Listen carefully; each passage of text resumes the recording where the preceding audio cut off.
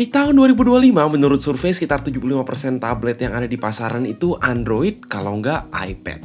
Meanwhile, cuma sekitaran 15% tablet yang pakai OS Windows. Bahkan mungkin di Indonesia angka ini lebih kecil. Wajar karena tablet Windows terkenal lebih boros baterai, lebih tebal dan berat, gampang panas, OS kurang touch-friendly, sering ngebug, dan biasanya pakai hardware laptop yang seringkali lebih mahal dan nggak sehemat tablet-tablet Android dan iPad. Tapi sejelek-jeleknya reputasi tablet Windows, masa sih sebuah PC desktop versi tablet nggak punya kelebihan sama sekali? Buat apa dong merek macam Advan masih jualan produk macam ini? Ayo kita cek.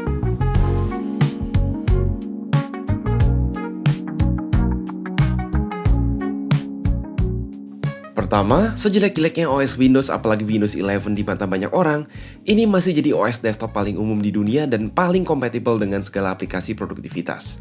Dengan OS desktop tentu ada File Explorer versi full, multitasking optimal, dan integrasi peripheral masih lebih fleksibel dan optimal ketimbang Android versi desktop macam Samsung DeX sekalipun.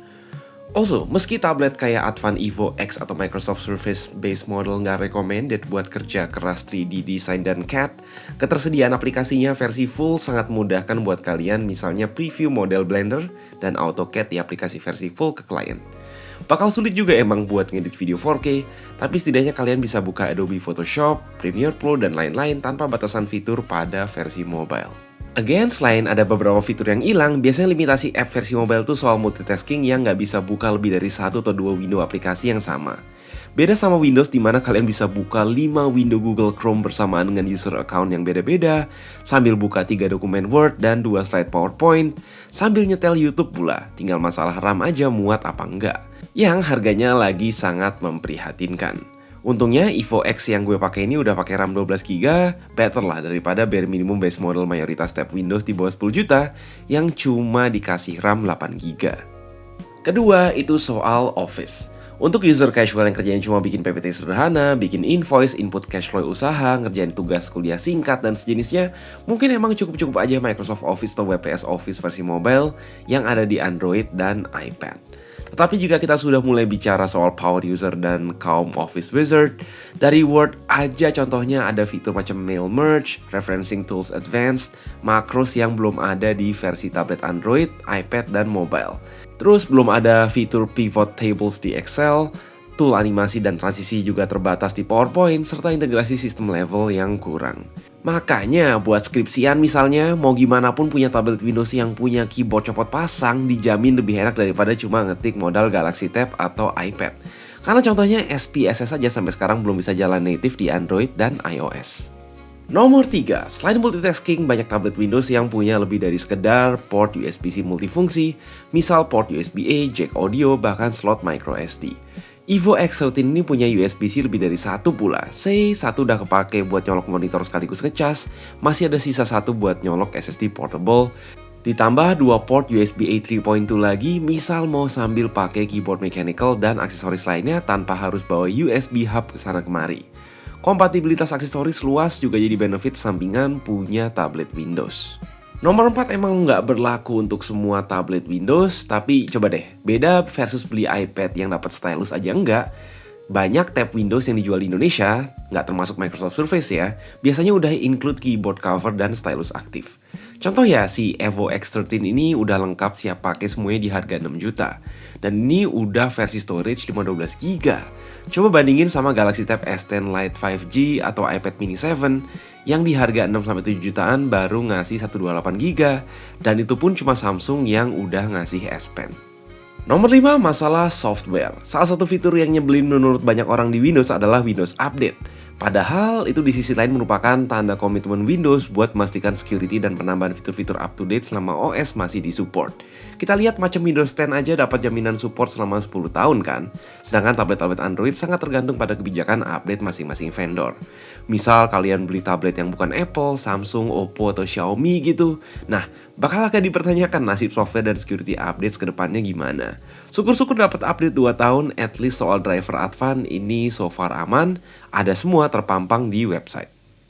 Di luar 5 hal tadi, harus diakui banyak yang harus dikorbanin dibanding tablet ARM Android atau iPad ketika lebih milih tablet Windows x86. Contoh yaitu bobot dan dimensi di mana ini ukuran 13 inch beratnya udah nyamain laptop di 910 gram dan tebal 1 cm lebih. Apalagi kalau dihitung juga berat keyboard case dan stylus yang total-total jadi 1,5 kilo. Belum lagi kalau kita bicara responsivitas instant wake up dan daya tahan baterai. Antara klik tombol power dan layar nyala udah pasti ada delay, terus daya tahan baterai juga payah. Sekitar 4-5 jam aja usage ringan, which is sedikit di bawah setengahnya daya tahan baterai rata-rata tablet Android. Padahal ini udah pakai salah satu prosesor entry level generasi sekarang yang ada saat ini, yaitu Intel N100 atau N150, dan itu pun tetap dipasang kipas internal biar nggak overheat. Jadi akhirnya apakah beli tablet Windows seperti Evo X itu keputusan stupid bagi sebagian besar orang? Well, semuanya balik lagi ke preferensi dan kebutuhan. Buat mayoritas anak sekolah, kuliah, dan pengguna casual terutama yang udah punya PC atau laptop, ya mending beli tab Android atau iPad buat dibawa kemana-mana. Tapi kalau tujuannya lebih ke mengkonsolidasi fungsi laptop dan tablet jadi satu, meski nggak bisa bener-bener maksimal jadi keduanya, tablet Windows ngasih opsi pilihan paling fleksibel dan serba bisa. Nah, di lain sisi, kita lihat Microsoft dan partner-partnernya mulai serius soal Windows on ARM yang janjinya gabungin kelebihan Windows dalam hal UI desktop seperti yang kita lihat pada ekosistem dan kompatibilitas aplikasi dan efisiensi yang dimiliki Android atau platform-platform lain berbasis ARM. Contoh terbaiknya adalah Surface Pro 2-in-1 dengan Snapdragon X. Tapi ya Microsoft Surface ini setelah belasan tahun belum juga dijual di Indonesia, udah gitu harganya masih setara tablet-tablet Android dan iPad papan atas. Well, let's see. Mengingat sejak awal tahun ini chip Snapdragon X sekarang udah mulai masuk segmen laptop di bawah 10 juta, bukan nggak mungkin dalam setahun 2 tahun ke depan ada yang berani bikin tablet Windows entry level yang dimensi dan efisiensi dayanya makin bersaing sama tablet Android atau iPad.